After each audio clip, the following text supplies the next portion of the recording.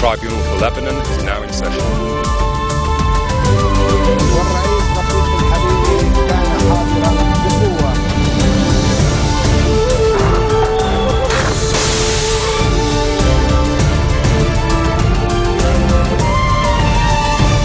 Good afternoon. It is Tuesday, January 21st. I'm Yumna Naufal, and these are today's headlines. Suicide bombing rocks Beirut's southern suburbs for the second time this month, leaving at least 4 dead. Jabhat al-Nusra claims responsibility for the attack. In an exclusive interview, former PM Saad Hariri explains his controversial decision to take part in a cabinet with Hezbollah ministers. And the UN withdraws its invitation to Tehran to participate in the Geneva II a day before the event inaugurates. A powerful explosion rocked Haret Tahrik in the southern suburbs of Beirut for the second time this month, leaving at least 4 people dead. Al-Nusra Front, or Jabhat al-Nusra, has claimed responsibility for the attack. The Al-Qaeda link group said via Twitter that the attack was aimed at retaliating to Hezbollah's alleged massacres in Syria and the Lebanese northeastern town of Arsel. An eyewitness also told Hezbollah's Al-Manar TV that the person inside the vehicle who was driving recklessly blew himself up after he parked the car. This is the 5th attack to hit the Hezbollah bastion since the group announced its intervention in Syria last year. The attacks are apparently in retaliation for the group's fighting in Syria on the side of President Bashar al-Assad's troops. A security source said the blast occurred on Arid Street, about 70 meters from the site of the bomb on January 22nd in the same neighborhood. Former Prime Minister Saad Hariri announced his total rejection to the People-Army resistance equation, stressing also that he will never abandon his allies. Hariri explained his controversial decision to take part in a cabinet with Hezbollah ministers, saying, quote, "If I thought about this matter from an emotional perspective only, I would not hold dialogue with other factions in the country." He said, adding, quote again, "My duty calls for using logic. I have said there are many disagreements with the March 8 camp, especially with Hezbollah." And separately, Hariri called for punishing those putting the northern city of Tripoli security at risk. On his highly anticipated return to Lebanon, he said he will come back when he decides it's time.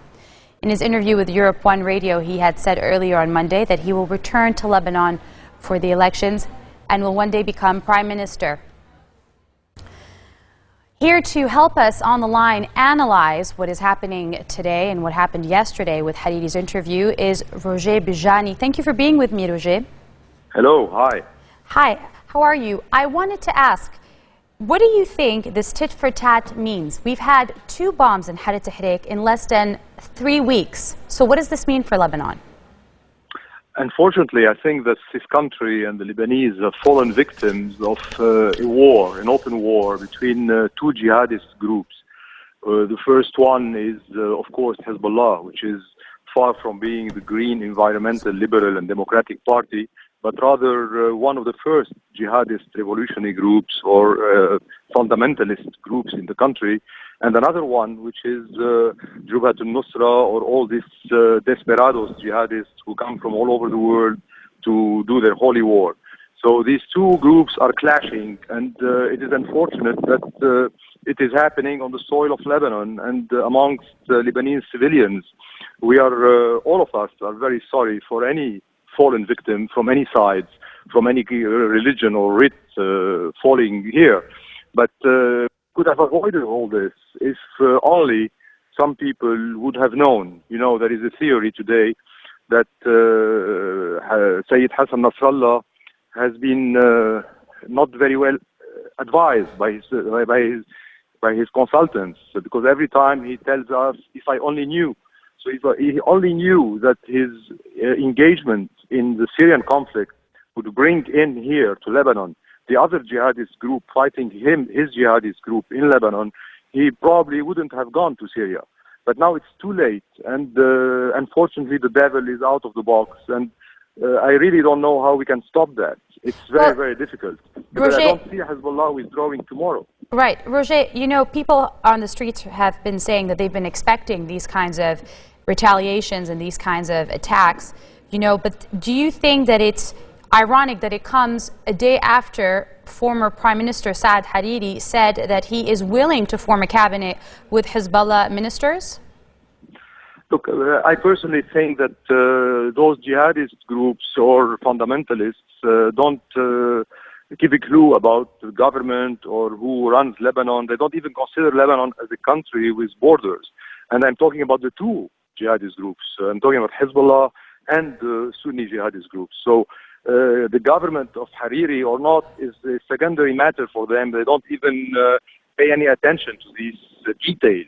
What is important for them is that the whole region, the Levant region, has become a battlefield. The same battlefield 1,343 years ago we had in Iraq. And they are doing a remake of this battle, and all the troops of these two groups are being mobilized to battle each other. And I don't think that this has any link with the Hariri initiative.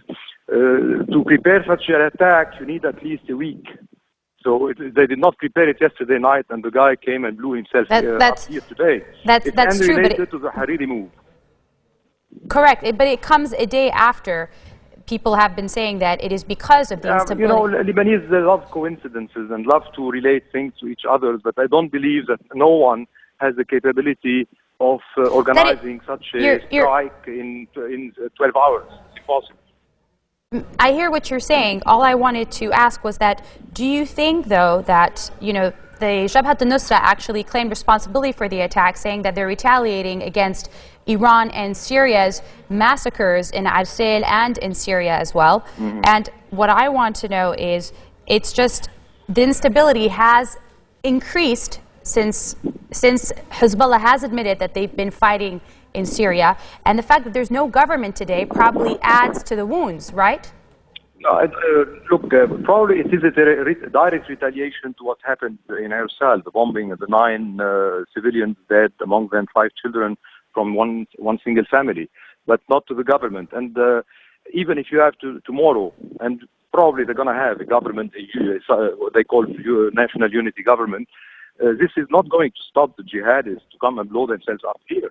And it is not going to stop Hezbollah. What do you think will stop them? What do you think will, in your opinion, what do you think will stop this, what's happening? Even if Hezbollah, and this is completely wishful thinking, because I don't think Hezbollah will ever withdraw from Syria before real conclusion and positive conclusion in the Geneva II conference, where Iran has not been admitted. So things are getting more complicated. So I don't see Hezbollah today withdrawing from Syria. It's not going to happen. But this is the only thing that may bring the other jihadist group to rest. This is the only possible thing, because the people who are blowing themselves up are Lebanese. They're not crossing the border from Syria and blowing themselves up. They are here, and I heard, and what I heard in the news today is that the bomb of today, or the bomber of today, the kamikaze of today, was prepared in a quite amateur way. So they're not that professional even. They're learning it. They're in the learning curve of being as efficient as the ones who blow themselves up in Iraq, for instance. So, and I hope that this thing will stop soon. But how? It's very difficult to find a solution. Especially because you're saying that you don't expect Hezbollah to withdraw anytime soon from Syria or at all. So this will only continue and increase as time goes on, is what you're saying. Yes, it's not only the presence of Hezbollah in Syria. There is a sort of resentment, unfortunately, among the Sunni community that they have been left alone, that they are not being protected, that they have been humiliated several times by Hezbollah. And the Syrian battle in Syria has increased this resentment. And it is a deadly cocktail. What we are seeing now, we're living through a new battle, a new remake of the 340 years ago battle. We're living it again. It's against Yazid, against Hussein. Thank you.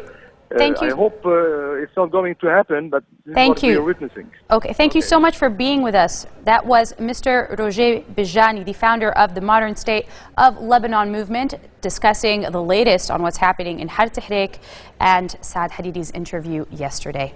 In other local news, one person died and several others were wounded in renewed gun battle in the northern city of Tripoli. Omar Allouche, who was among 3 civilians injured from sniper fire in Tripoli's Syria street, has died, according to Voice of Lebanon Radio. Allouche's death raised the death toll in the latest round of fighting to 7. This morning, a hand grenade was tossed at an armored personnel carrier in Beit Tabini neighborhood. The clashes between the rival Beit Tabini and Jabal Muhsin districts erupted last Friday when a Jabal Muhsin man was shot dead in a nearby Al-Kubbe. Coming up next, Iraqi forces press an assault on Al-Qaeda-linked fighters holding parts of the city west of Baghdad. Stay with us. We'll be back with more.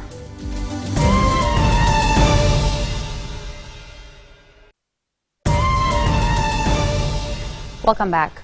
Russia says that an unprecedented decision by the United Nations to bar Iran from taking part in this week's Syria peace conference is a mistake that casts a shadow on the reputation of the global body. At the same time, the Russian Foreign Minister, Sergei Lavrov, downplayed the move, saying the conference in the Swiss town of Montreux on Wednesday was a one-day event. In an abrupt reversal, the UN barred Iran on Monday from the peace conference after it refused to back calls for a transitional government to end the 3-year war in Syria.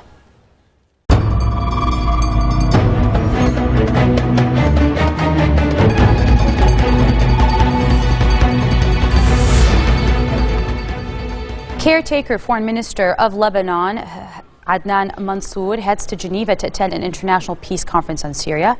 He says Lebanon's participation is important due to the country's close proximity to its neighbor.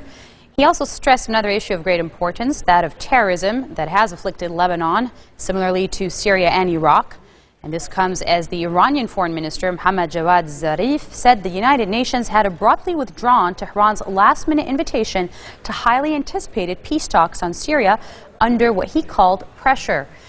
Now, Ban Ki-moon, the UN chief, withdrew the invitation to Iran, the Damascus regime's main regional ally, less than 24 hours after it was issued, despite reservations from the United States and Syrian opposition groups.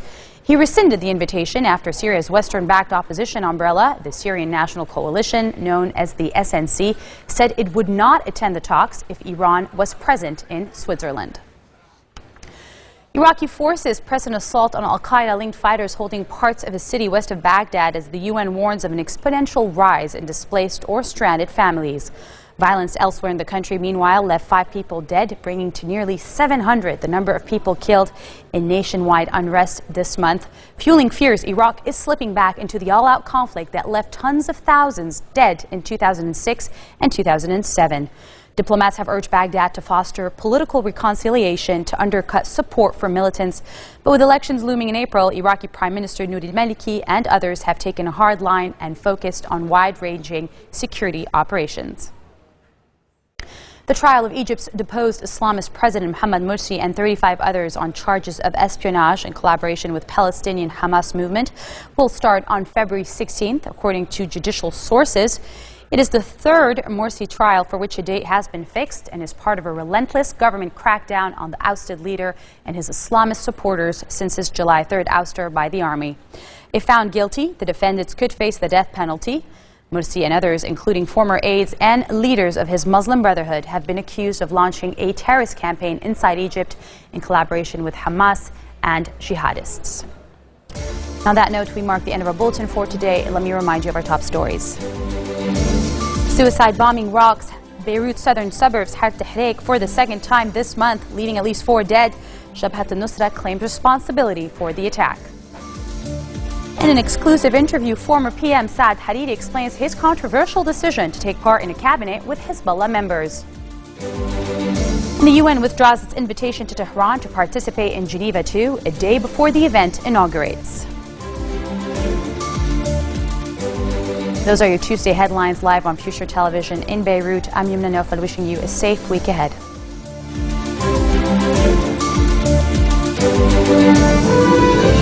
The Special Tribunal for Lebanon is now in session.